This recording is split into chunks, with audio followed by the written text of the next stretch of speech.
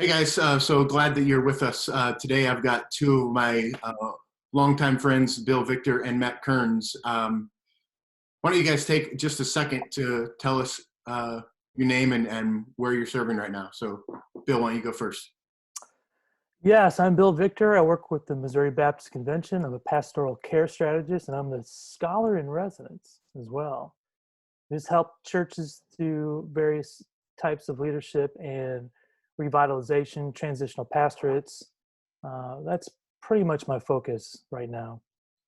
One of the things that Bill didn't say is that he is the smartest guy that I know. So that's the truth, and he'll downplay that, but it's the truth. Matt, tell us about yourself. And obviously, I'm not the smartest guy. You're in the top five, okay? Is that good? Yeah, listen, just to be in the company, I'm great with that. I'm Matt Kearns, and I am the senior pastor at Woodcrest Chapel in Columbia, Missouri, where I've been, I guess, technically since August of 2018, but did a transitional pastorate there for about 18 months prior to that, and during that time and the previous 13 years was at the Missouri Baptist Convention working with Dr. Victor there. Wonderful. So I've known Bill and Matt for a long time, and we joke, but really they are great resources to my life, and we've been good friends for a long time. Before we started recording, we were talking about Cardinal baseball and pastoring and stuff, so they're good guys. So I wanted to, if you guys have seen some of these in the past, what I do is just we begin to talk about what God is speaking to us. One of the things that God has kind of had in my mind, in my heart, is open our eyes and open our ears to what God is speaking during this time. And so I thought it'd be good to have a kind of a three-way conversation with these two smart guys who love Jesus and love the church, and kind of hear what they have to say and what God is speaking to them. So this is kind of informal, so I won't call on you guys, but let's just have a conversation about that topic. So feel free, either one of you two guys, to jump in there. What is God speaking to you? How has God opened your eyes, opened your ears during this particular season?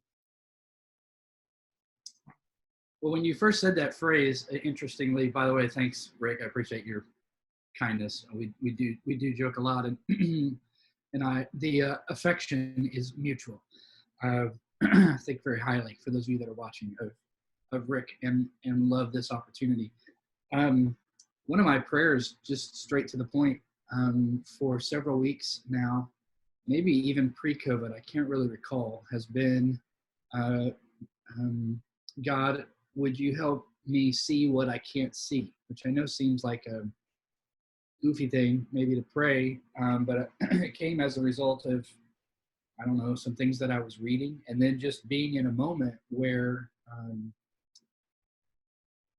a lot of questions were ending with answers like, I don't know. They all sounded the same. And then we stepped into this COVID experience, and that has only exploded. Like we thought things were changing before. It pales in comparison. We thought there was new information, before. There's, every day. It's just so hard to get a footing. Being in the position I'm in, I think the challenge has been, you're in this weird world of trying to give guidance and do shepherding and provide counsel, when at the same time, you're on your knees saying, it's hard to see the way ahead. So I think what that has in turn, the thing, if you made me pick a thing that really God has been hammering away on my heart about, it is the word dependence. And I think on a bigger scale, I would say, I think this virus has served to kind of blow up the illusion, or in my case, probably the laziness of thinking, oh, well, you are in control of some things and you're not in control of others, to coming to the realization that I'm in need of every day. I think what David Platt calls, I don't know if he was the first one, but I remember when I read writing the phrase in my journal, radical abandonment. And that's just kind of stuck with me. And I think realizing in a new way, man, there's so much that I don't know, and I ought to live in that every day, which drives me to my knees and to a greater dependence upon Jesus. So, when you talked about praying for eyes to see, like I want to have those, and it's been a plea every day. Help me see what I can't see in order to help others, in order to guide my family well. So that's the first thing that kind of struck me when I heard you say that. Cool. Bill, you got some initial thoughts, man? Yeah. When you first asked, I almost said, no, I don't need to do this because I don't know what God is saying to me through all of this. I've just learned a few things, or I've been thinking of some things like, especially in ministry, you guys know that it seems like you have to be active in looking like you're doing things, you're preaching, you're teaching, you're meeting with people in order to justify your position in a lot of people's eyes. And when you're not doing that, then it reflects like, okay, what am I doing? Am I earning my keep? And so that has actually made me go, okay, I have to make sure during this time I'm not a slacker. I'm not taking downtime. I'm not stopping anytime between 8 and 4 to watch something on Netflix or do something that's frivolous, because I know a lot of people are out of work, and so I've just been reflecting on what am I to do. And I stepped down as an interim pastor maybe 3 weeks before things really began to ratchet up in terms of our shutdown. So I've been, I don't want to say fortunate, but I haven't had to deal with other people other than my own family. And I replay back and go, okay, if I was still shepherding that congregation, what would I be doing? What were the things I'd be doing? And it kind of leads me back to where Matt is I don't know. I don't know what I would have been doing. How would I shepherd these people? How would I keep us focused on what's truly important? And I think those are kind of my initial thoughts, just a kind of a feeling of making sure I'm doing enough to justify getting, being employed.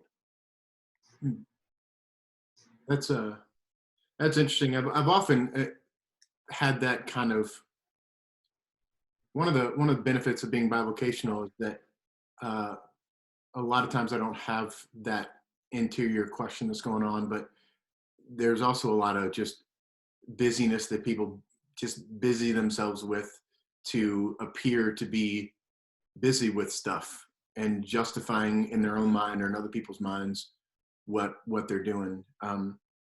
That's good. So Matt, I feel like this is a truth about Matt Kearns, and has always been a truth about Matt Kearns, that you're not afraid to say you don't know. You're not afraid to live in the I don't know. And I think that kind of speaks to your like learner's heart or learner's posture. Before I ask the question, and I know that you'll deflect, Matt, because that's also who you are.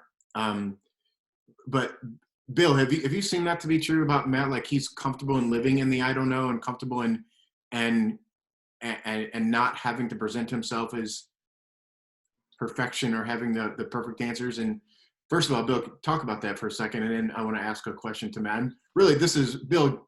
Don't let Matt deflect here. So affirm what I'm saying. No, Matt's always been the learner. He's always been someone who's not afraid to reach out for help on questions or situations in ministry or in life. So yeah, Matt's been in a lot of regards has been very transparent. So you get what you see with Matt, and so I would agree with you on that, Rick. So given that, from the here comes your question, Matt. Like where being comfortable to not know and like that's a given, but how do you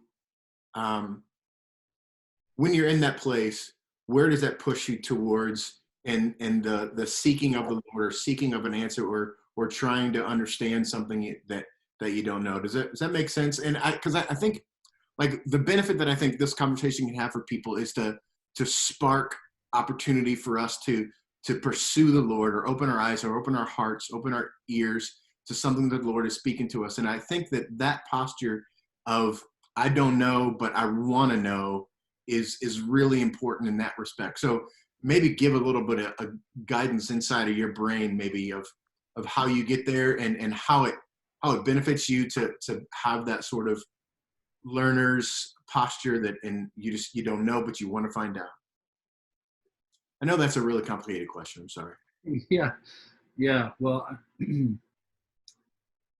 there's two things going on. I think. One is when you're in a leadership position. I know I should probably quote a Bible verse here, and instead I'm going to quote U571. I don't know if you're familiar with that movie, but based on a true story, and I won't capture this well, and I don't remember the actors' names. But there's an interaction between McConaughey, right? I think he's in McConaughey, and then whoever plays his, first mate, like the old salty sea dog character. Like okay. totally. But anyway, they're on this submarine, and then they're hindered. They can't function like they're supposed to. Somebody's supposed to come up with a plan. And at some point along the way, the remark is made by McConaughey's character. He says, "I don't know." And he says it in front of the men on the ship. And the next scene is whoever this guy is, the salty sea dog, first mate guy, pulls him aside and says, "Don't you ever say you don't know. The captain always knows, even when he doesn't know. The captain knows." Those three words, I think he says, will sink a submarine, deeper than a depth charge, or something along that way. And it's a scene that sticks with me because I think there is so much pressure. I don't know if that's the right word either, but on the leader or the people that are in that position to have the answers, so that even in moments when we may say, "I don't know," we're tempted to make something up. And I have the capacity to do that, and it's just a tension. It's not I think it's Andy Stanley. Try and give everybody credit. I don't know if I have anything original, so I just borrow from everybody else. But it's not a problem to be solved. It's a tension to be lived into. Like that, you're not going to ever solve that tension where I need to be providing guidance and direction. This is the role of the shepherd, the teacher, the pastor. And yet it's all in submission to Jesus, the King, and having real clarity on what it is he's asking you to do. So, I'm encouraged to hear you guys say, I want to be in the position of a learner, as you said, Rick, because this is what Jesus says we're supposed to. No student's ever above their teacher. And so you better always be in a position of saying, I'm learning. We're just in this weird, strange moment now where everything, and I'll probably look back on this in 10 years and go, what an idiot. Or, other people will go, that these moments are happening all the time. But it seems to me like in a fever pitch, like the ground is shifting, things are changing so quickly, so many unknowns all at one time. And then big pieces of the puzzle have been taken off the board, and you're still trying to figure out, okay, so where are we going? What do we do? So solution-wise, people are going to be like, why did you talk to him? All he has is questions. But what's the point? It's fundamentally, it's led me back to the fundamentals. I was talking to somebody last night.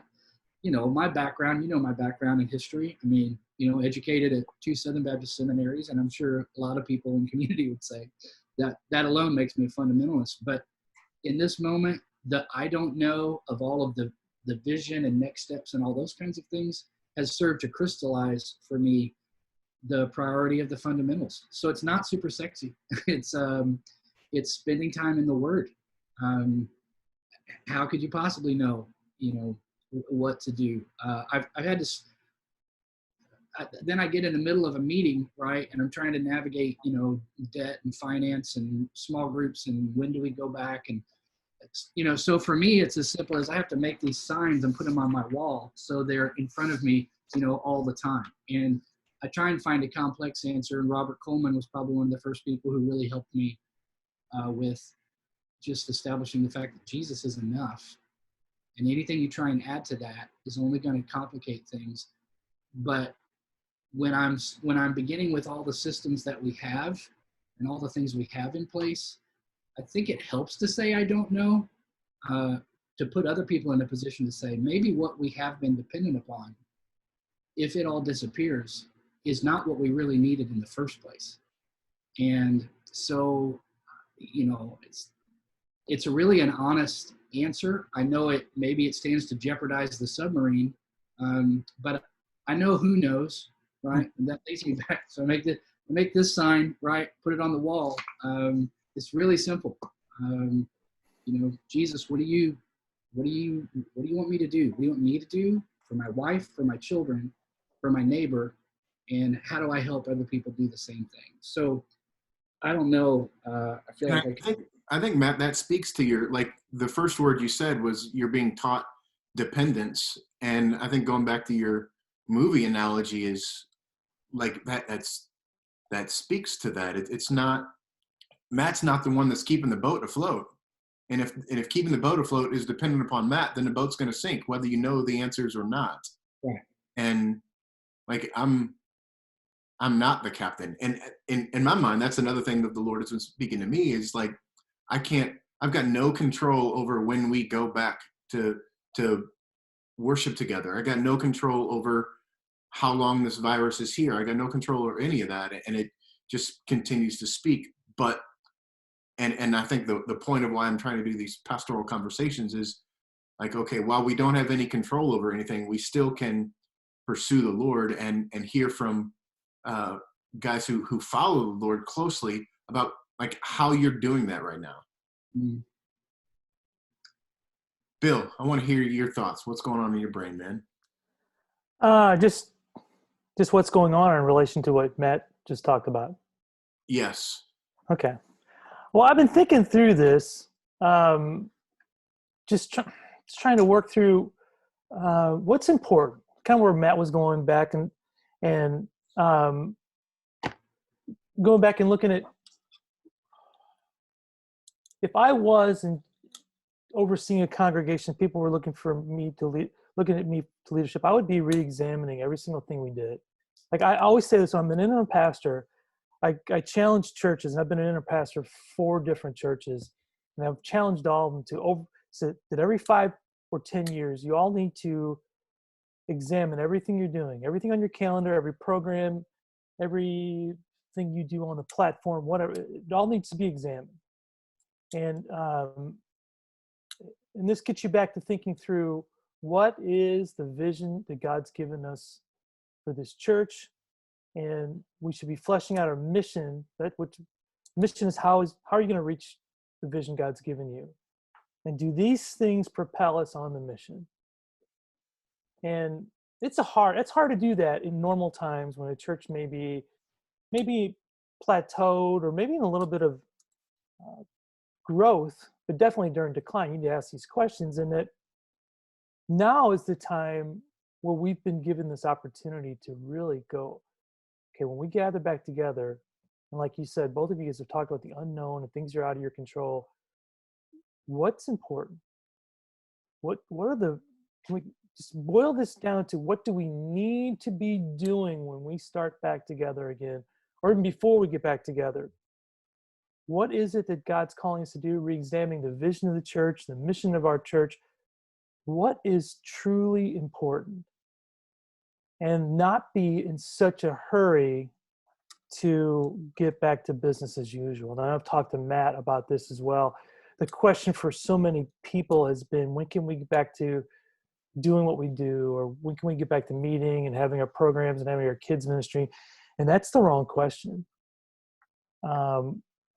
We need to get ahead of that and go, okay, what were we doing? What do we still need to be doing?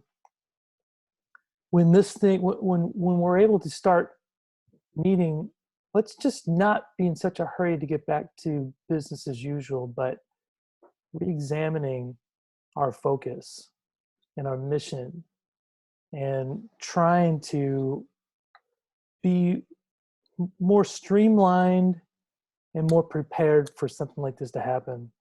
If something like this happens in the future, whether it would be short term, like some kind of disaster, like a tornado or a flood, versus a 6-month long pandemic. What is the people of God? What is He calling us to do? And then trying to rebuild based on some of that most important scaffolding, instead of let's just get back to normal as soon as possible. So let me flip that question, because like I feel like you guys are both talking about this in a pastoral church corporate gathered sort of direction, but how do we turn that question on the individual?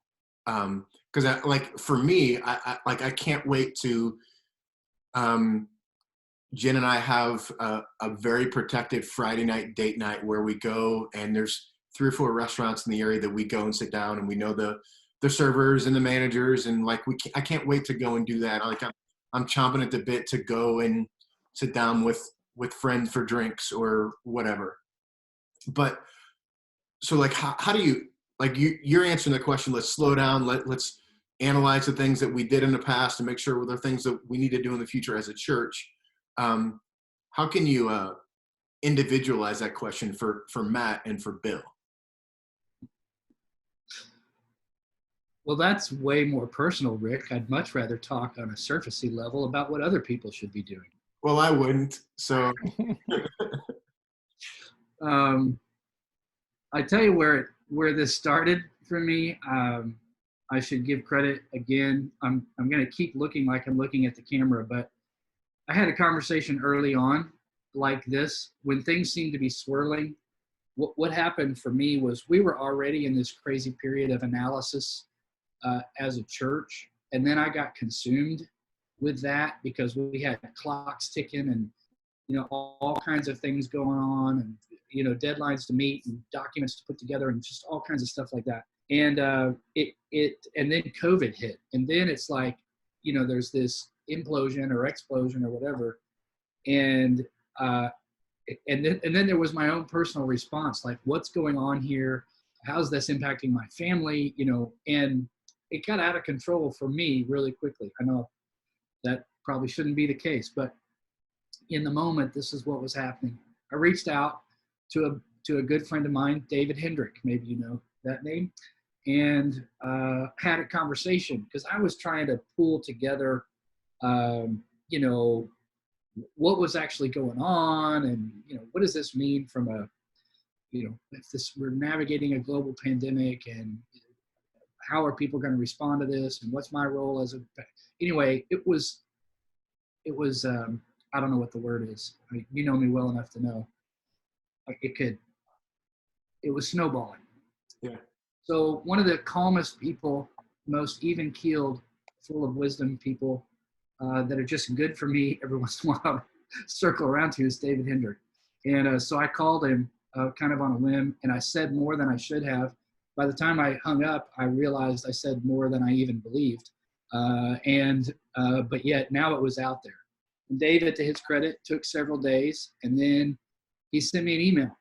And knowing that I'm a Lord of the Rings lover, I think in talking about the times we're in, he began with the old famous Frodo quote, "I wish this had not happened in my time." And Gandalf's response, "So do all who live to see such times."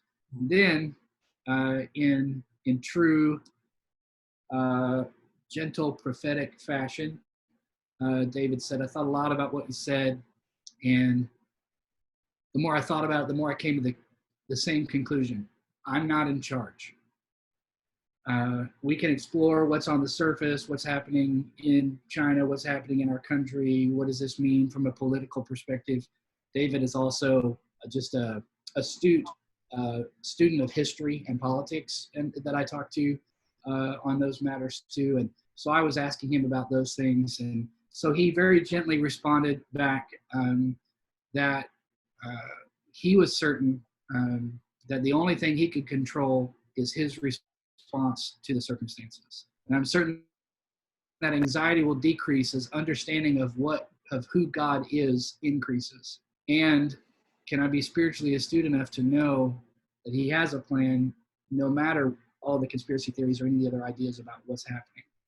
I also know this is a time can be used for Christians to press in. And if we do, humbly, anxious onlookers will take notice. And it could be an opportunity to stand out like stars against a black backdrop. Not a terribly satisfying answer, he said, but it's what I kept coming back to over and over again. And he concluded with just the declaration that as he came to that conclusion, he worshiped. And he used a passage that I don't know that he could have known that I had just mentioned previously in a message from Mark 4. In that moment in the boat when the disciples are freaking out, Jesus calms the storm, and then the response is, what in the world? Even the wind and the seas obey him. Who is this? That's to be my focus. And so on a real individual level, I had to go from trying to solve all these dilemmas down to, for me, it ended up being time with Jesus, which my admission to you, I don't know if this is a confessional moment or not, but is in the moment of crisis, it was very easy for me to get distracted by solving problems and doing so many other things. And so prayer and fasting, reading the Gospels, just seeing the life of Jesus, encouraging others to do the same, and then literally asking the question, God, what are you asking me to do? And first, on behalf of my family, what are you asking me to do? So on a real practical, personal application, that's been the posture.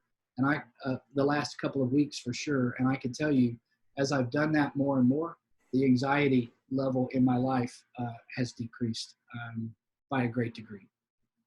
So you're really just shining a light on your dependence, which is what you said in the first simple answer to the first question. Yeah. Yeah. It's beginning and end. Bill, you got any thoughts there, man? Man, nothing productive, nothing helpful, because it's just helped me think just um,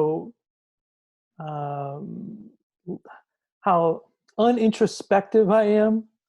I just feel guilty at times because this has not impacted me like it's impacted others. Not yet. I mean, there are going to be some ripple effects. There's going to be some repercussions down the road that may impact me financially or vocationally or things like that. But as of now, it hasn't. So it's just produced some guilt in me in that I am somewhat introverted. I don't get energized by being around others very often. I'm not saying I don't miss that. I don't need that, but it's just kind of provoked a little wave of guilt in that as of now, this has not impacted me like it's impacted others. So how do you enter that? How do you serve? And you reach out and you look at opportunities to serve in those small ways you can. And I've found a few places where I could do that, but I guess, like I mentioned, this is just some amount of yeah, I guess let's call it guilt, where I know people are out there suffering and I'm not. And how do you enter into that? How do you relieve that where you can? And especially in these days where you have to keep physical distance, there's not always the greatest opportunities to go and help. So there's been a couple of those things where I've tried to pour myself into, but at the same time, just kind of thinking through just that, I guess, survivor's guilt. Yeah. Do you guilting, like when you say guilt, I want to immediately say, I'm sorry for participating in bringing more guilt or reminding you of your guilt. But I think there can be maybe distinguish between good guilt and bad guilt. Does that make sense? Oh, absolutely. Yeah. Conviction versus guilt. And I would say this is more along the lines of, I don't know if it's conviction. Well, maybe so. You just, I just haven't felt like I've entered into the suffering of others very well at this time. And it's kind of that, the original golden rule of the Old Testament is, don't do unto others as you would not want them to do to you. And Jesus is much more proactive, do unto others. And I'm really good at the first part, not treating people like I wouldn't want to be treated, but am I going out of my way to treat others like I would want to be treated? And that's something, I mean, not necessarily guilt, I guess. It's maybe conviction. Yeah. Cool. Well, we're a little beyond the time we wanted to spend, but I really appreciate you guys taking some time to hang out and chat. And I know we joke about it, but I long for the times when we got to spend a few weeks of summer together, and those were great times. And maybe we'll get to spend some time in each other's presence again soon. That'd be great. Yeah. Thanks, guys. Appreciate you very much. Thank you, Rick. Appreciate it. Yeah. Thanks, Rick. You guys.